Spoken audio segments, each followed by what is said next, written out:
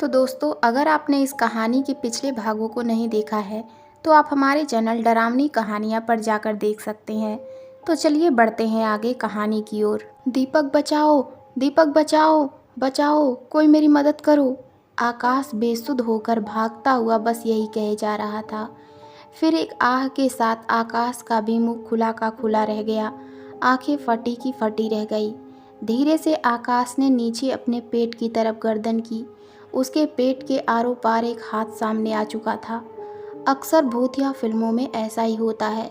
अगर कोई भूतिया जगह पर गाड़ी लेकर जाता है तो उनकी गाड़ी खराब हो जाती है और उसके बाद भूतिया खेल शुरू होता है। अपनी बात कहकर दीपक हंसने लगा, मगर रूपाली और कनिका धीर भाव से दीपक को देख रही थी। दीपक, तुम अपनी बकवास बंद करो। एक तो इस जगह को देखकर हमें पहले ही डर लग रहा है और तुम ऐसी बातें करके हमें और भी डरा रहे हो। अब चुप हो जाओ और कुछ मत बोलना। रूपाली ने दीपक पर गुस्सा झाड़ते हुए कहा। अच्छा बाबा, ठीक है, अब ऐसी बातें नहीं करूँगा।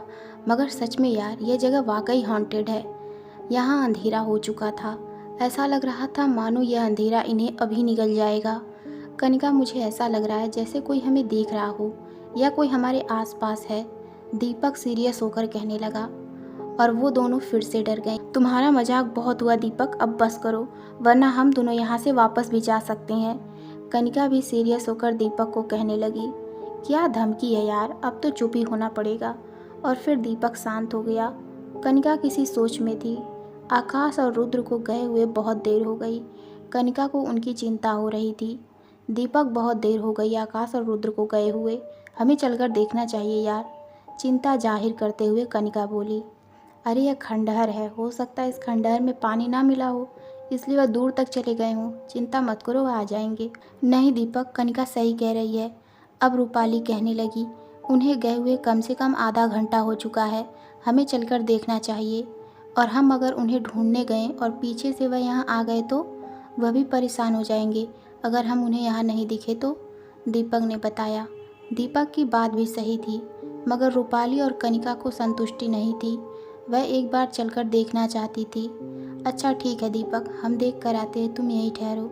इतना कहकर दोनों जीप से नीचे उतरी। अरे अरे रुक जाओ। दीपक भी उन्हें रोकने के लिए जीप से नीचे उतरा। उनका मुझे पता नहीं, वह तो वापस आ ही जाएंगे। अगर तुम रास्ता भटक गई तो तुम्हें कौन वापस लेकर आएगा। तुम दोनों यहीं ठहरो, मैं देख कर आता हूँ, सिर्फ तुम्हारे तसल्ली के लिए। दोनों दीपक के इस फैसले से संतुष्ट हुईं। मगर ध्यान रखना, तुम भी जल्दी आना, कहीं उनकी तरह तुम भी देर ना कर दो, रूपाली ने कहा। अरे तुम चिंता मत करो, मैं यूँ गया और यूँ आया। इतना कहकर दीपक उन दोनों को ढूंढने के लिए चला गया। रूपाली और कनिका वापस जीप में जाकर बैठकर उनका इंतजार करने लगी। दीपक खंडहर में आगे बढ़ रहा था। चारों तरफ अंधेरा पसरा था, मगर दीपक को इस अंधेरे में जरा भी डर नहीं लग रहा था। दीपक को कुछ आवाज़ सुनाई दे रही थी। दीपक ने अपने कदम रोक लिए। यह आवाज़ कैसी? दीपक ने अपने आप से पूछा। मानो बहुत से लोग बातें कर रहे हों, मगर यह आवाज़ दीपक को हल्की हल्की सुनाई दे रही थी, इसलिए दीपक को कुछ समझ नहीं आ रहा था। कुछ नहीं, लगता है मेरा वहम है। इस बात को इग्नोर कर दीपक वहाँ से चल पड़ा। कुछ ही दूरी चलने के बाद दीपक को फिर से वही सनसनी सुनाई देने लगी। दीपक थम गया और ध्यान से उस सनसनी आवाज़ को सुनने लगा। ध्यान से सुनने पर दीपक को समझ आया, तेरे दोस्त मारे गए हैं, अब तुम्हारी बारी है। तुम्हें भी तुम्हारे दोस्तों के पास जाना होगा। जैसे उन्हें तड़पा तड़पा के मारा है, उसी तरह तेरी भी शामत होगी। एक झटके से दीपक ने अपनी आंखें खोली। मेरे दोस्तों को कुछ नहीं हुआ है। कौन बोल रहा है ये? किसकी आवाज़ है? ज़ोर ज़ोर से चीख कर दीपक पूछने लगा और अपने दोस्तों को ढूंढने के लिए आगे उसी दिशा में दौड़ पड़ा। आगे चलकर उसने जो देखा उसे देखकर वह चौंक गया। उसकी आंखों से पानी टपकने लगा। दीपक ज़ोर से चीखा। दीपक के सामने आकाश का शरीर था। आकाश की आंखें अभी भी खुली हुई थी, मगर वह इस दुनिया में नहीं था। दीपक दौड़कर आकाश के पास बैठ गया। ये कैसे हो गया आकाश? किसने किया? कुछ तो बोल आकाश।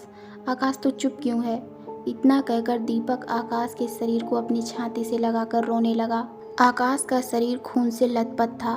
दीपक की नज़र फिर दूसरी तरफ गई, जहाँ कोई एक लाश के पास बैठा था। दीपक को अभी तक नहीं पता था कि वह लाश किसकी है, मगर दीपक ने अंदाज़ा लगा लिया था। उस लाश के पास बैठा वह दूसरी तरफ मुंह किए कुछ कर रहा था। अब दीपक उठा और धीरे धीरे उस तरफ बढ़ा। दीपक पास जाकर रुक गया। कौन है? दीपक ने पूछा। उसने अपनी गर्दन घुमाकर दीपक की तरफ किया। उसका चेहरा भद्दा और डरावना था। उसके मुंह से खून टपक रहा था। वह लाश रुद्र की थी। वह रुद्र की लाश के पास बैठा उसे नोच नोच कर खा रहा था। यह दृश्य वाकई भयानक था।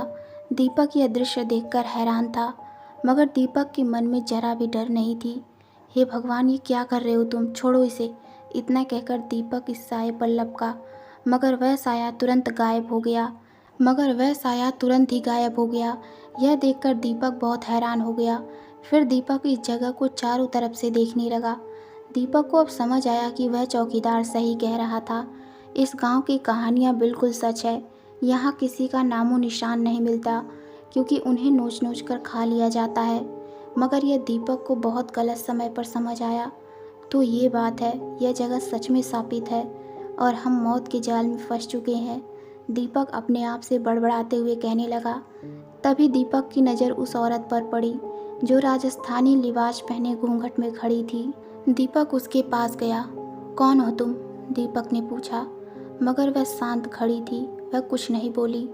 मैं तुमसे पूछ रहा हूँ, कौन हो तुम? दीपक ने पूछा, मगर उसने कोई जवाब नहीं दिया। दीपक ने धीरे से उसका घूंघट उठाया और जो उसने देखा वो देखकर हैरान रह गया। उसका चेहरा भद्दा था और बहुत ही डरावना था। उसने दीपक की तरफ घूंघट उठाते हुए डरावनी हुंकार की। वह सच में बहुत डरावना था, मगर दीपक को जरा भी डर नहीं लग रहा था, मगर वह हैरान जरूर था। दीपक ना ही डर कर भागा। अब यह देखकर दीपक के सामने खड़ा साया भी हैरान था। कौन हो तुम और क्यों कर रही हो ऐसा? मुझे इन सब बातों पर विश्वास नहीं था, लेकिन आज अपनी आंखों से देख रहा हूँ। दीपक उस साये से पूछने लगा। दीपक के सामने खड़ा साया हैरान था कि दीपक को जरा भी डर नहीं लग रहा था। यह साया दीपक की बात का जवाब दिए बगैर दीपक की आंखों के आगे से ओझल हो गया। दीपक हैरान होकर चारों तरफ देखने लगा कि आखिर वह साया कहाँ गया। अभी उसके सामने खड़ा था वो साया। दीपक को वहाँ कोई नज़र नहीं आया। फिर दीपक को याद आया कि वह गाड़ी पर अपने दोस्तों को छोड़ कर आया है। दीपक अपने दोस्तों की तरफ भागा जिन्हें वह गाड़ी पर छोड़ कर आया था। कनिका और रूपाली। कनिका गाड़ी के बोनट पर बैठी थी। रूपाली जो भी हो, लेकिन दीपक एक अच्छा लड़का है और मुझे वह बहुत पसंद है।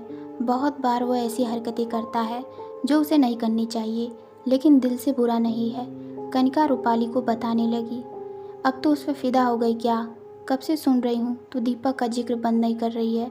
रूपाली कनिका को झाड़ते हुए बोली, अरे ऐसी बात नहीं है।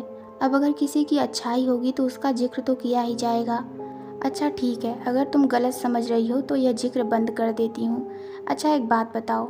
इससे पहले कनिका रूपाली से कुछ पूछती, उससे पहले कनिका को गाड़ी के पीछे वही राजस्थानी औरत दिखाई दी जो दीपक, रुद्र और आकाश को दिखाई दी थी, मगर अभी यह दोनों इससे बिल्कुल अनजान थीं। तो दोस्तों, आपको ये कहानी कैसी लगी हमें कमेंट में ज़रूर बताइए। तो मिलते हैं इस कहानी के अगले भाग में। धन्यवाद।